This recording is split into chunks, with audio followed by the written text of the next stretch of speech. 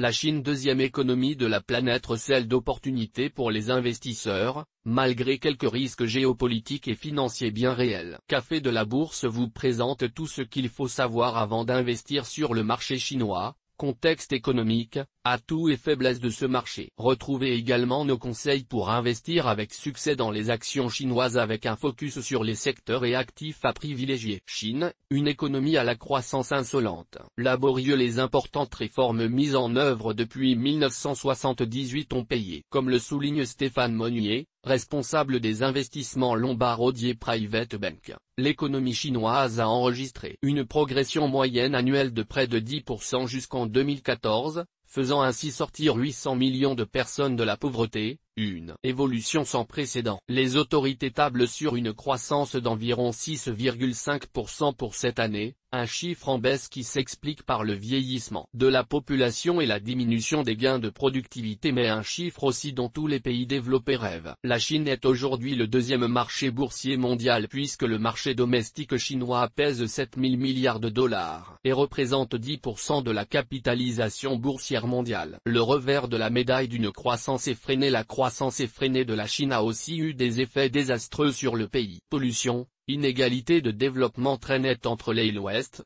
les campagnes et les villes, mais aussi un développement insuffisant et en décalage du système bancaire comme des institutions judiciaires. L'effervescence du marché immobilier dans les villes a également été problématique. Enfin, on constate un déséquilibre net par rapport au reste de l'économie mondiale, même s'il est en faveur de la Chine, précise Stéphane Monnier. La Chine, créancier net du monde, la croissance a un prix à payer certes, mais désormais, la Chine possède une économie plus équilibrée, une croissance toujours élevée et surtout, est en position de force, se dévoilant comme créancier net du monde, pour reprendre l'expression de Stéphane Monnier, qui souligne que l'empire du milieu affiche d'importants excédents commerciaux et de la balance des opérations courantes. Peut également se targuer d'avoir des entreprises impressionnantes qui ouvrent la voie dans les secteurs de la nouvelle économie, tels que les commerces en ligne, les énergies renouvelables et les voitures électriques. La Chine possède ses propres GAFA, les BA, pour Baidu Alibaba Tance. Baidu est en quelque sorte le Google chinois. Ce moteur de recherche est le plus populaire de Chine, en faisant un poids lourd de la publicité en ligne. Il propose également de très nombreux services liés au web, cartes numériques, information, cloud, chaîne de télévision, mais aussi livraison de nourriture à domicile. Baidu se penche également sur l'intelligence artificielle et travaille à sa propre voiture autonome, comme Google. Alibaba, géant du e-commerce chinois, est une sorte d'Amazon mais implanté dans le pays du monde ayant le plus grand marché de l'e-commerce. Le commerce de détail n'est pas aussi développé que dans les pays occidentaux. Tance, le Facebook chinois est le deuxième plus grand réseau social du monde, derrière son grand frère américain, dont il a su se démarquer en assumant son côté couteau suisse. Il s'agit en réalité plutôt d'un mélange de Facebook, LinkedIn, WhatsApp, Apple Pay, Google Actu et bien d'autres. Géopolitique et économie, d'importants défis à relever. Réussir à s'imposer dans une zone de conflits régionaux. La Chine est située dans une zone du monde particulièrement exposée aux conflits régionaux où trois des plus grandes puissances mondiales, États-Unis, Chine et Japon, se heurte à la Corée du Nord, dont il est très difficile de savoir quelles seront les prochaines actions coup de poing. D'autre part, les litiges en mer de Chine restent un élément problématique de la région. Dans ce contexte, la Chine exerce une diplomatie du carnet de chèques qui pourrait apaiser les inquiétudes de certains de ses voisins du Sud comme les Philippines. Quant à son expansion en mer de Chine méridionale, explique Stéphane Monnier, se positionner comme un pays exportateur contre le protectionnisme. La Chine, dans un monde où le protectionnisme a la cote, souhaite elle s'imposer comme un pays d'export. La Chine prend le contre-pied du protectionnisme affiché par Donald Trump. Quand les États-Unis mettent un pied en dehors de la mondialisation, la Chine intensifie ses échanges, explique Jielu, Head of Research China, Robeco. Et la situation économique mondiale, meilleure qu'attendue, favorise encore les velléités exportatrices de la Chine. Le marché de l'export, répartition entre les pays. L'initiative One Road One Belt voulue par le président Xi Jinping démontre encore une fois la volonté de la Chine de développer ses exportations. Ce programme prévoit la mise en place de nombreuses infrastructures permettant de relier la Chine à l'Europe par voie terrestre et maritime, afin de constituer un réseau sans précédent d'échanges commerciaux et d'investissements. C'est une initiative très importante importante du point de vue politique mais aussi du point de vue économique.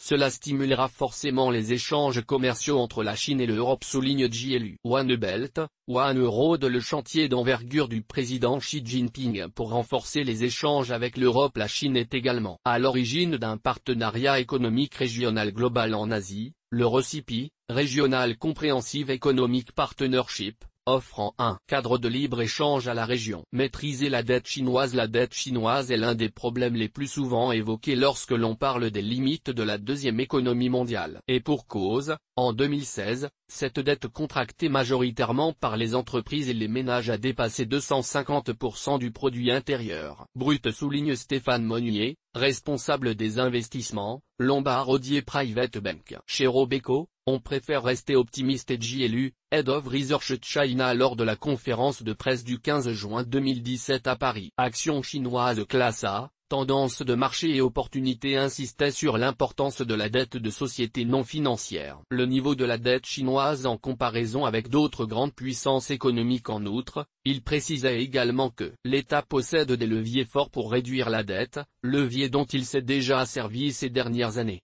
Et d'ailleurs la dette a déjà commencé à se réduire. La réduction du taux de prêt non performant par les banques chinoises sur les 2 dernières années. D'autre part, il est important de souligner que la dette est en grande partie financée par un haut niveau d'épargne. Dette et épargne, deux composantes très liées de l'économie chinoise. Comment profiter de la croissance chinoise? Deux principales manières d'investir en Chine. Il existe deux façons d'investir sur le marché chinois. Le marché offshore, essentiellement constitué d'actions H, catégorie qui regroupe les actions chinoises cotées à Hong Kong et qui représente 26% du marché chinois environ. Il est détenu à 65% par des investisseurs institutionnels. Le marché onshore ou domestique constitué des actions A qui regroupe les actifs cotés à Shanghai et Shenzhen et qui représente quasiment les 3/4 du marché chinois. Il est lui détenu à 87% par des investisseurs particuliers. Le marché chinois s'est ouvert aux investisseurs locaux et domestiques en 1990. Les investisseurs étrangers ont pu peu à peu investir ce marché grâce au système de quotas tel que le Qualified Foreign Institutional Investor, QFI. Depuis peu, grâce au programme de connexion boursière entre Hong Kong, Shanghai et Shenzhen, les investisseurs étrangers échangent beaucoup plus facilement leurs actions sur chaque marché par l'intermédiaire des chambres de compensation et des courtiers locaux, explique Robeco. L'augmentation du nombre d'investisseurs étrangers sur la marché action à chinoise ne fait que se confirmer. JLU, Head of Research China, Robeco souligne, il est tout à fait normal que cela prenne du temps pour les étrangers d'investir peu à peu ce marché. On se retrouve dans la même situation que lors de l'ouverture du marché de Taïwan aux étrangers. L'intérêt croissant des actions à chinoises, même si le marché est plus difficile d'accès pour les investisseurs étrangers, il serait dommage de le négliger car il présente des avantages de taille. On retiendra notamment sa faible corrélation avec les autres marchés mondiaux, ce qui en fait un outil précieux en matière de diversification des portefeuilles et des risques, comme le souligne JLU, Head of Research China chez Robeco. De plus, il est à noter que le marché chinois des actions présente une diversité de thèmes bien plus importante que celui des actions offshore. Les marchés financiers ne s'y trompent pas et ont bien perçu l'intérêt des actions A. Ainsi, l'indice MSCI Emerging Markets, qui affiche déjà une assez forte exposition à la Chine, actions H et actions d'entreprises chinoises cotées aux États-Unis,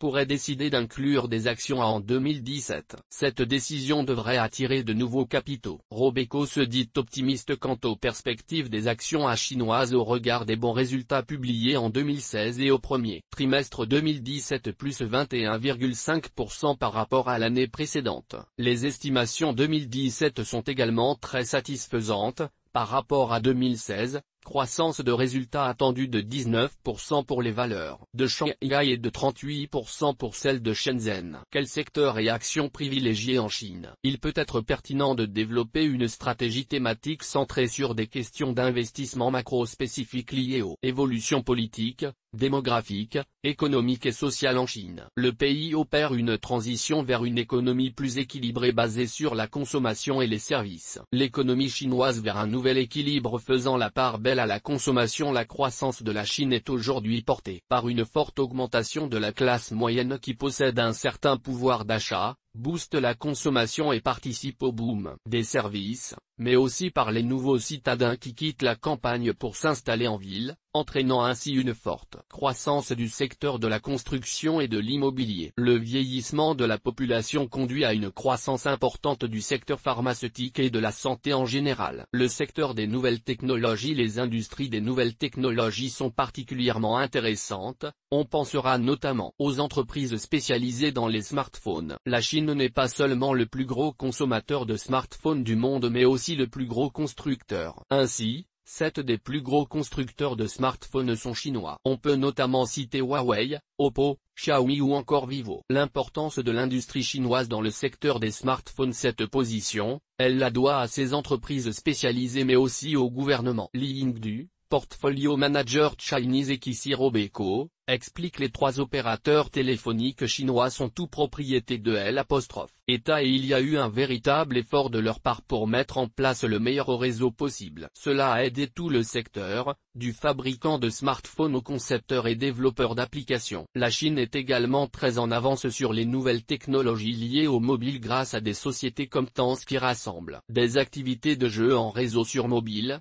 des applications de dating, de messagerie mais aussi des réseaux sociaux, des portails web, des jeux en ligne et un service de messagerie instantanée nommé WeChat. Baidu Wallet propose des solutions de paiement mobile, pratique largement répandue en Chine. Le secteur pharmaceutique. Le marché de la santé sera l'un des facteurs clés du PIB dans les années à venir, notamment en raison du programme Healthy China 2030 voulu par le président Xi Jinping qui vise à faire croître l'industrie pharmaceutique et le secteur de la santé. Les politiques récentes ont considérablement accéléré la consolidation du marché, bénéficiant aux grandes sociétés pharmaceutiques. Avec de fortes ressources en R&D et d'importantes équipes commerciales explique Li Yingdu. On peut notamment citer China Biologic Products Incorporé ou encore Sony Optical. Les informations de Café de la Bourse, comme et de ses publications sont données à titre pédagogique. Elles ne constituent en aucun cas des recommandations d'investissement. Le lecteur se doit d'étudier les risques avant d'effectuer toute transaction. Il est seul responsable de ses décisions d'investissement.